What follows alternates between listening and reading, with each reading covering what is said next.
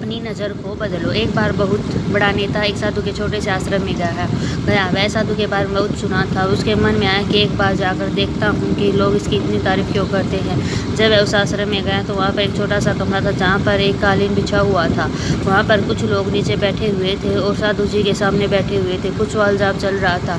वह नेता उस आश्रम में गया और उस नेता के साथ 4 बॉडीगार्ड भी थे और उसकी यह आदत थी, वह जहाँ भी जाता लोग अपनी जगह से खड़े हो जाते और उसकी तरफ देखते और हाथ जोड़ते थे और सर झुकाते थे। लेकिन यहाँ पर ऐसा कुछ भी नहीं हुआ।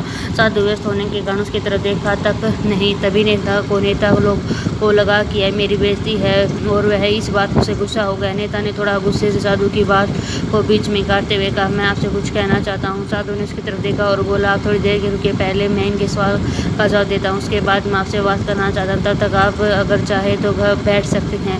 बस साधु का इतना कहते ही देर ही थी नेता का चेहरा गुस्से से लाल हो गया। फिर उसने अपना सारा गुस्सा साधु पर निकाल दिया।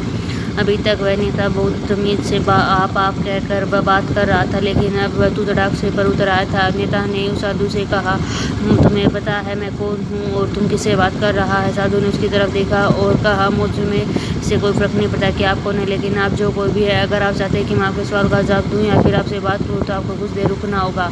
और साधु यह कहते नेता गुस्से से पागल हो गया और अब वह और वहीं सब के सामने चीखने चिल्लाने लग गया, अब मैं तुम्हें तेरी असली औकात दिखाऊंगा। तूने मुझसे पंगा लेकर ठीक नहीं किया। तुझे पता है कि मैं तेरे बारे में क्या सोचता हूँ। साधु ने फिर नेता की तरफ देखा और बड़े प्रेम से कहा, मुझे इससे कोई फ़र्क नहीं पड़ता कि आप मेरे बारे में क्या सोचते हैं। आप जो चाहे वह मेरे बारे में सोच सकते हैं। फिर नेता ने उसे कहा कि तू चाहे सुनना चाहता है या नहीं, लेकिन मैं तुझसे यही सब सामने बताऊँगा कि तेरे बारे में क्या सोचता हूँ। तू कोई साधु नहीं है, तू एक बहुत घटिया इंसान है, तू एक ढोंगी पाखंडी है। यहाँ पर जितने लोग बैठे हैं उन सबको तू बेवकूफ़ बना रहा है। तेरा सब एक ही मकसद है, इन सब लोगों की जेब से जितना ही पैसा है सब तेरे पास आ जाए। तो अपने फ़ायदे के लिए इन लोगों को इस्तेमाल कर रहा है और अब तुझे नहीं छोड़ने वाला हूँ। पूरी दुनिया के सामने तेरा पर्दाफाश करके रहूँगा।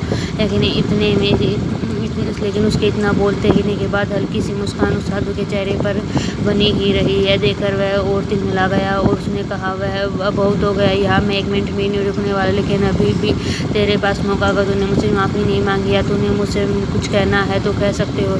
इतना सब होने के बाद साधु के चेहरे पर एक मुस्कान थी और बिल्कुल शांत होगा। फिर उन्होंने अपनी आंखें बंद करी और फिर साधु ने अपनी आंखें खोली और हाथ जोड़े और कहा कि मुझे आपसे कोई गिला शिकवा नहीं है। आपके लिए मेरे मन में कोई गलत ख्याल नहीं है। जो भी मेरे बारे में आपने कहा वह आपकी सोच थी और तो मुझे आपसे कोई बुराई नज़र नहीं आती। मुझे आप बहुत भले इंसान लगते हो। साधु में इतना कहते ही नेता जी दिमाग के साथ में आसमान पर पहुंच गया। उसके चेहरे पर एक अजीब सी खुशी हुई, क्योंकि साधु ने वही कहा जो बाकी सब लोग नेता के बारे में कहते हैं। और वह खुशी उस आश्रम से घर की तरफ चला गया और जाकर अपने पिताजी के साथ बैठ गया। उसके पिताजी ध्यान में थे। उन्होंने पूरी ज़िंदगी में सिर्फ लोगों की सेवा करी और उसके बदले में कुछ उम्मीद नहीं किया।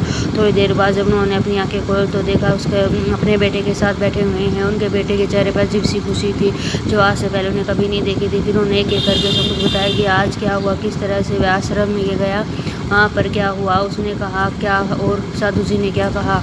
जब उसके पिताजी ने पूरी बात सुनी, थोड़ा सा मुस्कुराकर अपने बेटे को देखकर बोला, तो उन्होंने तुम्हारी तारीफ नहीं करी, लेकिन उन्होंने वह नहीं कहा कि जो तुम हो। उन्होंने वह कहा कि जो वह खुद है। तुमने जो भी कुछ उनको कहा वो नहीं कहा कि जो, बल्कि तुमने कहा वह जो तुम खुद हो। यही बात वेदों में कही गई, यार दृष्टि तथादृष्टि यह दुनिया वैसी है, वैसी नहीं दिखती जैसी यह दुनिया है। यह दुनिया वैसी दिखती है जैसे तुम खुद हो। जो जिसकी नज़र जैसे होती है उसके लिए यह दुनिया वैसी होती है। जो अगर तुम अपनी दुनिया को बदलना चाहते हो तो उनका सिर्फ एक ही तरीका, अपनी नज़र बदलो।